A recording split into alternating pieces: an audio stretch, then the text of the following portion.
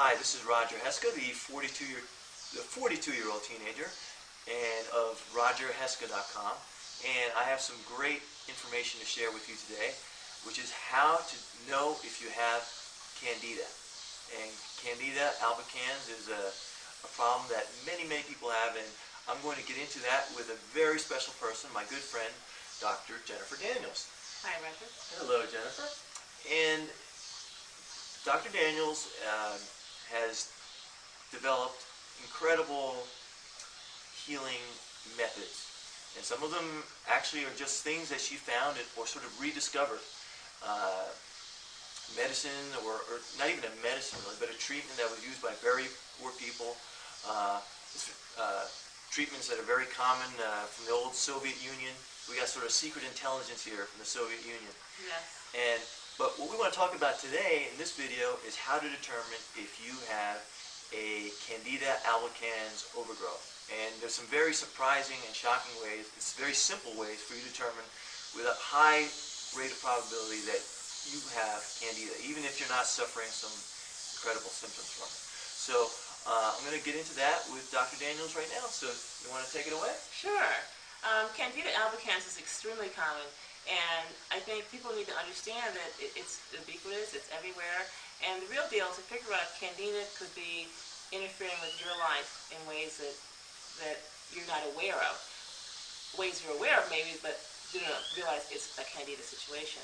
For example, Candida is a yeast, and it grows by division, by just budding and separating, and actually can form clumps throughout the body and block off circulation, and actually clog up whole organs and prevent those organs from functioning. As a doctor, it's common for people to walk into my office and say, "Doc, I'm falling apart." And that falling apart is actually in large part due to Candida, as well as many things we attribute to the normal aging process are actually a progression of Candida. Very interesting. I mean, people just are sick and they don't know it. And it used to be that the medical profession wouldn't even recognize Candida as a problem. It's just it didn't even exist. So now, when did they? I remember in a time in my life where it didn't exist. It didn't exist because at that time they didn't have an expensive drug for it. When they developed an expensive drug for it in the 90s, all of a sudden it was everywhere. Okay, so once they have the drug, then it exists. Absolutely. So I'd like to give you 3 questions you can ask yourself to see if you're at high risk for having Candida, and maybe if you should look a little further to get more information. First question is, have you taken a full course of antibiotics? What is a full course of antibiotics? A full course of antibiotics is antibiotics as directed by your physician. In some cases, it's a one-dose cures-all thing. Maybe you just took 1 dose, and that was supposed to cure everything. Well, that 1 dose puts you at extremely high risk for Candida because the antibiotics upset your body's normal ecology, your normal balance of viruses, bacteria, and funguses, and causes the funguses, the Candida, to overgrow, take over all the others, and interfere with your body's normal functioning. So, have you taken antibiotics? That's the number 1 question to ask yourself. If the answer is yes, then you're at extremely high risk for having Candida, whether it's a low-grade Candida, or it might be one that's giving you symptoms like fatigue or vague aches and pains. And of course, the range of symptoms for Candida are incredible and many different, and some people are completely incapacitated. But there's another problem that Candida eventually leads to, a very huge problem. Maybe you can explain a little bit about that real quick? Yes. Each time you take antibiotics and your body's bacterial flora are upset and the Candida take over and multiply, they create a very acidic condition. And this, over time, can lead to cancer. And they've done studies indicating that women who take 6 courses of antibiotics or more are at much higher risk of having breast cancer than women who have not had 6 courses of antibiotics. What was it? Was it a certain percentage? Or? Yeah, I believe it was about 10-fold as much. So that pretty much gives you almost a certain chance of getting breast cancer. That's really an astounding statistic. And this was found by the general medical establishment itself. And we have a solution for that, don't we? Yes, we do. Okay, wonderful. And the third question to ask yourself... What was the second one?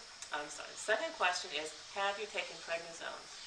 Prednisone is a steroid that causes the immune system to weaken and, again, leads to Candida or yeast overgrowth. So if you've taken prednisone pills, if you've taken oral inhalers that have steroids in them, or if you've used topical creams or ointments that have prednisone in them. These all put you at increased risk of having a Candida type situation. So if you say yes to question number 2, have you taken prednisone, that puts you at a really high risk of having Candida. Okay.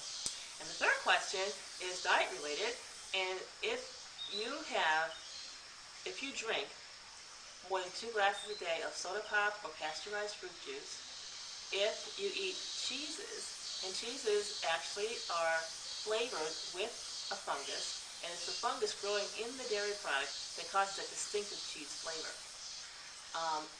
Or third thing, if you eat bread that has yeast in it, the yeast causes the bread to rise. They've actually done studies showing that the yeast vaginitis women get in their vaginal area is the exact same yeast that's used to cause bread to rise. So, if you eat any of these products on a daily basis, you're at extremely high risk for systemic Candida.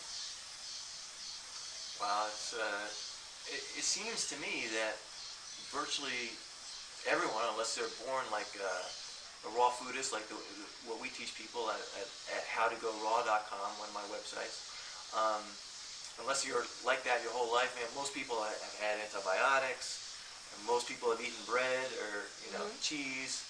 Although I hated cheese, and I never liked that flavor, so maybe I had something right about.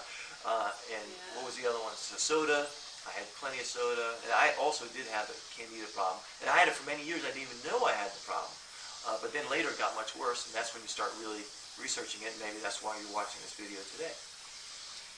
And so, many people who are not even aware that they have a Candida problem, but who just realize they're just not as energetic as they used to be, and they address their Candida, they find they have much more energy and actually feel a lot younger and regain a lot of function and even joy about living. Vim and vigor, right? Vim and vigor, yes. Get a little extra in their step.